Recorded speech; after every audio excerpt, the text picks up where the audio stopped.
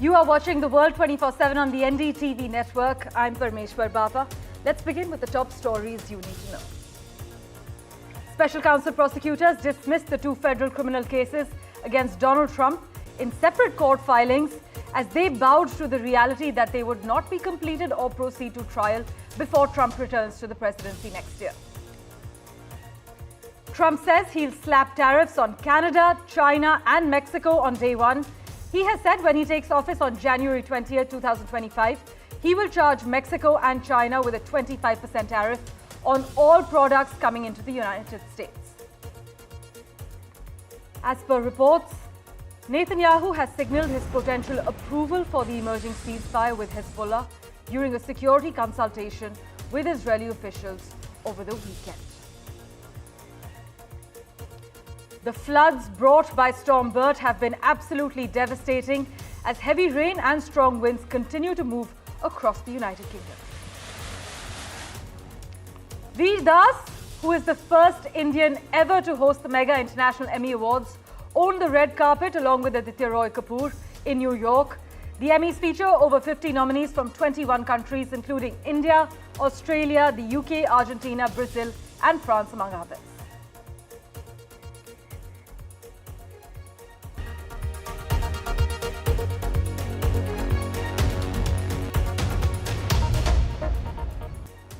Well, our big focus, special counsel prosecutors have dismissed the two federal criminal cases against Donald Trump in separate court filings as they bow to the reality that they would not be completed or proceed to trial before Trump returns to the presidency next year. So now this move effectively ends the lengthy legal battle surrounding Trump's handling of classified documents and his attempts to overturn the 2020 election results. But analysts also say this reflects the extraordinary ability of Trump to sidestep an indictment that would have sunk the presidential bid of anyone else.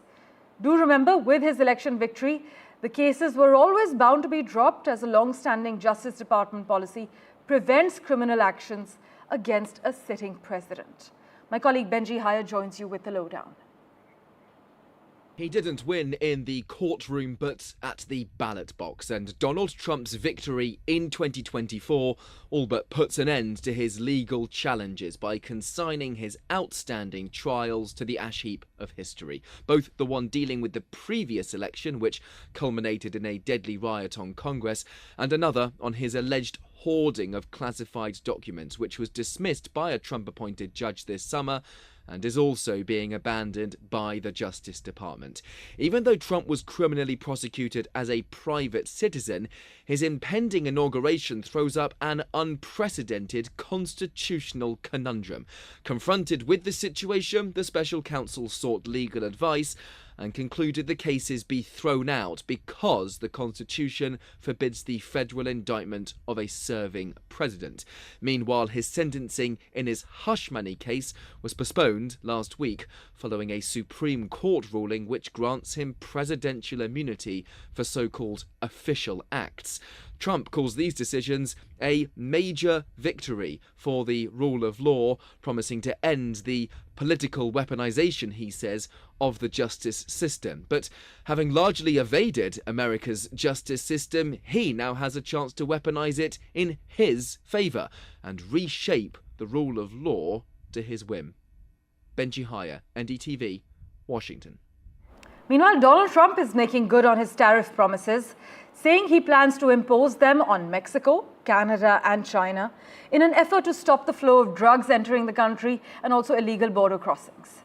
Trump posted on his Truth Social platform that one of the first executive orders that he will sign when he takes office on the 20th of January 2025 will be to charge Mexico and China with a 25% tariff on all products coming into the United States.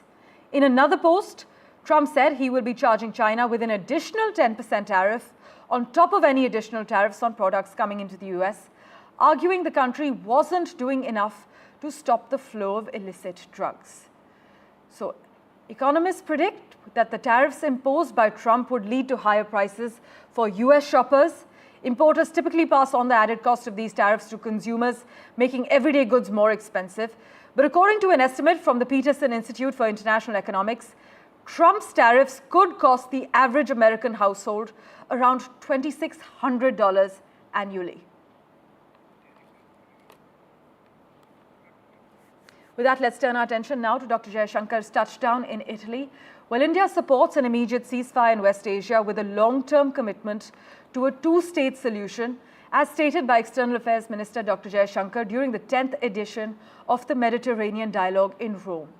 Dr. J Shankar condemns terrorism, hostage-taking and the civilian casualties resulting from military operations. In fact, I must inform you that he emphasized that India considers large-scale civilian casualties in military actions to be unacceptable and stressed that international humanitarian law must be upheld and cannot be disregarded. Listen in to what the Foreign Minister had to say. Prime Minister Narendra Modi has personally engaged leaders of both Russia and Ukraine to this end.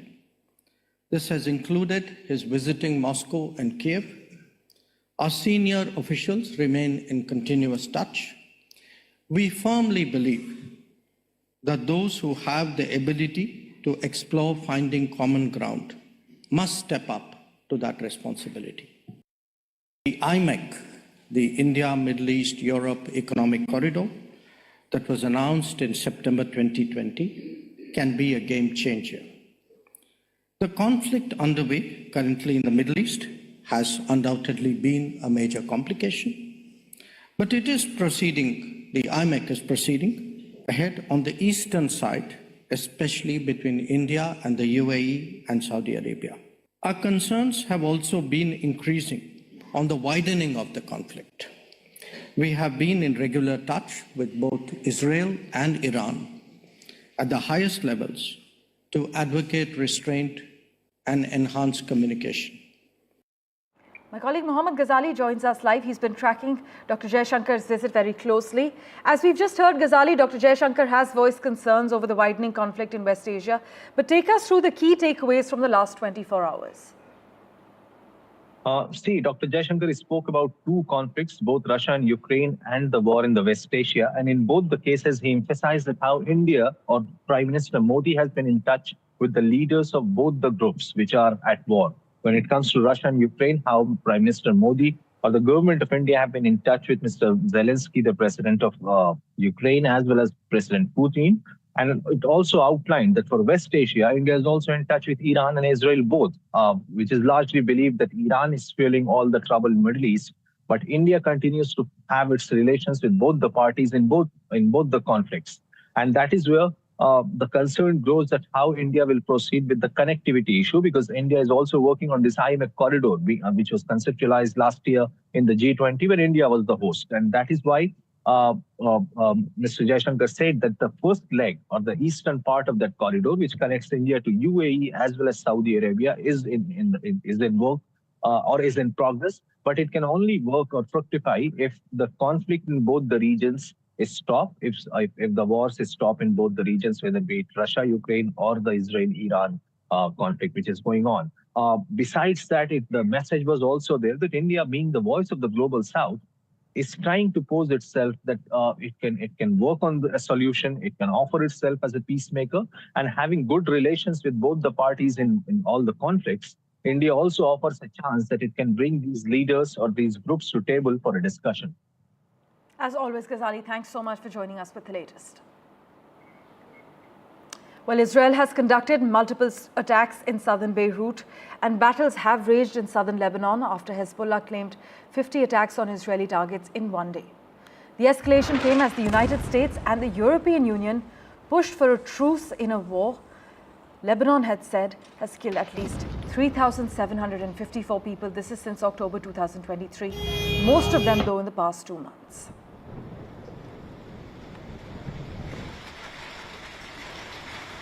Meanwhile, as per reports, Benjamin Netanyahu has signaled his potential approval for the emerging ceasefire with Hezbollah during a security consultation with Israeli officials. Reports also highlight that while talks appear to be moving positively towards an agreement, one has to acknowledge that as Israel and Hezbollah continue to trade fire, one misstep could hamper the talks. Sarah Coates highlights why.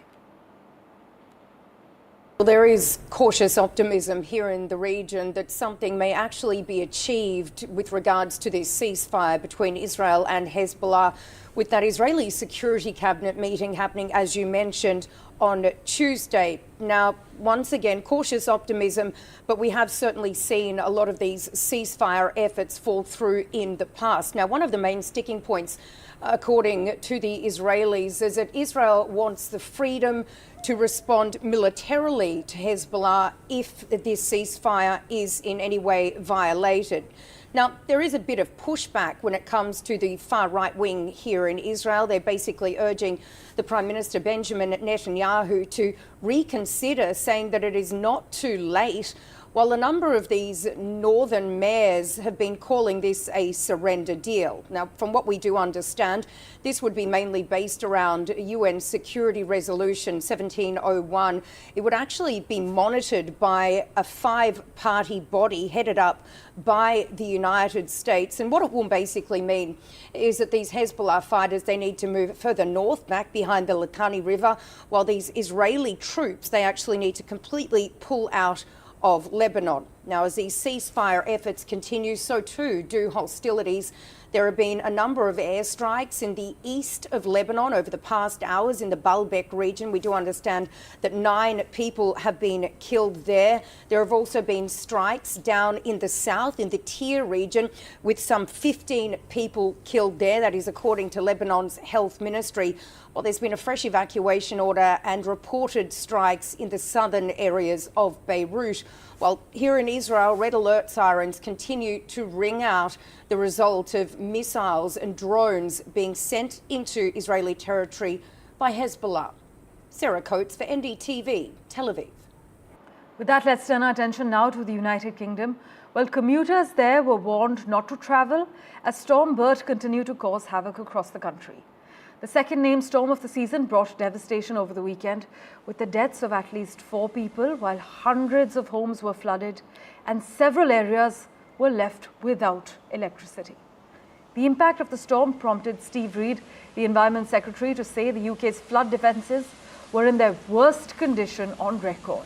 And I must mention that more than 130 flood warnings and 160 alerts remained in place across the United Kingdom as of Monday evening.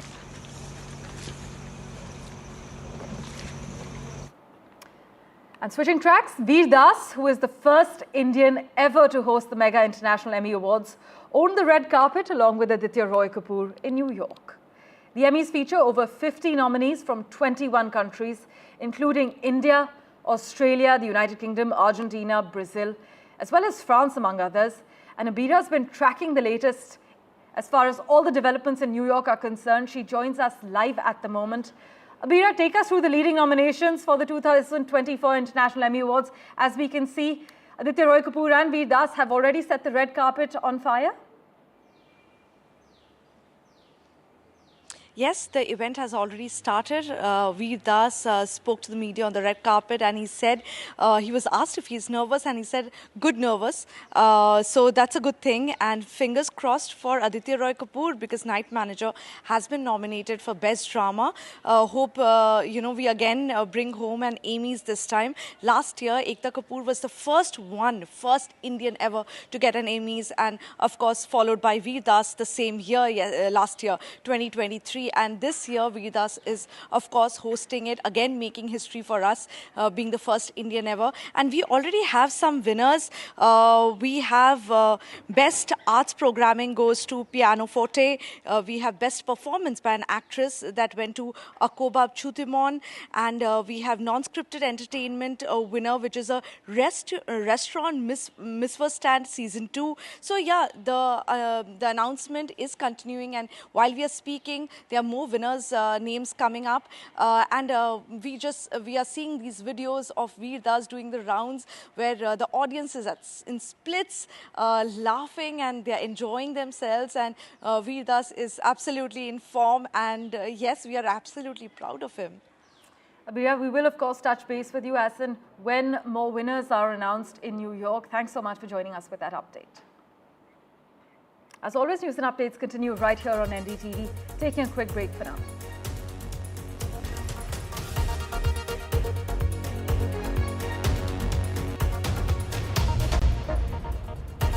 Welcome back. At least one police officer has been killed and dozens injured in Pakistan as clashes erupted between supporters of jailed former Prime Minister Imran Khan and security forces outside Islamabad.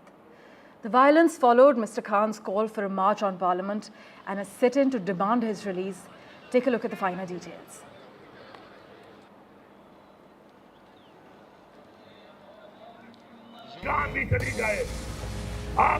Imran Khan को रिहा करके ही हम दम लेंगे.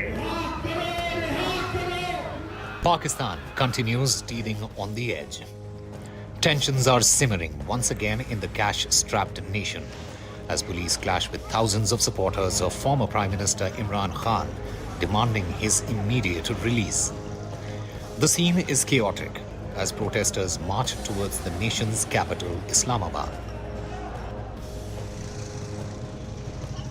The convoy, led by Khan's wife, Bushra Bibi, and senior lawmaker Ali Amin Gandapur, began its journey from Peshawar. As they approached Islamabad, Bushra addressed the crowd, vowing that the march would continue until Khan, jailed on controversial charges, is set free. रसूलुल्लाह के उम्मतियों को खान को और मेरा सलाम. खान के हुक्म पे 24 नवंबर से नहत्ती अवाम रुकावटें हटाती हुई इस्लामाबाद पहुंच रही है. जो अभी तक नहीं निकले वो अपने और अपने मुल्क के मुस्तकबिल के लिए इस्लामाबाद पहुंचे क्योंकि आपके मुल्क के मुस्तकबिल का सवाल है. बहुत शुक्रिया. Meanwhile, in Rawalpindi, PTI party leaders visited Khan in Adiala jail and held a 90-minute meeting with Imran Khan. The mood was defiant as supporters gathered nearby chanting slogans in his favor, calling him their true leader and demanding his freedom. But the peaceful protests soon turned violent. In Swabi, a northern city in Khyber Pakhtunkhwa, police responded with tear gas as protesters used slingshots to launch projectiles at officers. The clash between police and protesters escalated quickly, with both sides exchanging heavy blows. And upwards of 5,000 PTI protesters and leaders, mainly coming from Khan's stronghold region of Khyber Pakhtunkhwa, have already been arrested en route. This is the latest chapter in the ongoing battle between Khan's Pakistan Tehreek-e-Insaf party and the authorities. The situation is more than just a political standoff. It's a struggle for power and influence in a country where the military has long held sway, but where Khan's use of social media has reshaped the game. Since Khan's arrest, large-scale protests have become a regular occurrence. In September, tens of thousands defied a government ban on rallies, making their way to Islamabad to demand his release.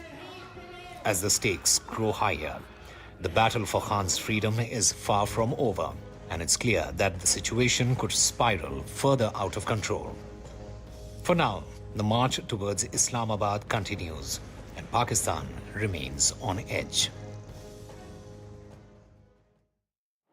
Well, in other news, Madhya Pradesh Chief Minister Mohan Yadav is on a week-long visit to the United Kingdom and Germany till the 30th of November to attract investment to the state.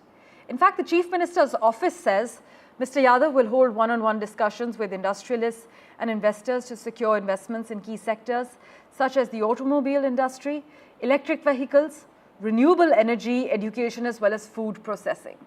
The focus, they say, will be on forming partnerships with major industries and MSMEs in both countries, highlighting Madhya Pradesh's advantages as a cost-effective and efficient manufacturing hub. As always, thank you so much for investing your time and watching this edition of The World 24/7. We'll keep tracking the latest updates for you. Do stay tuned.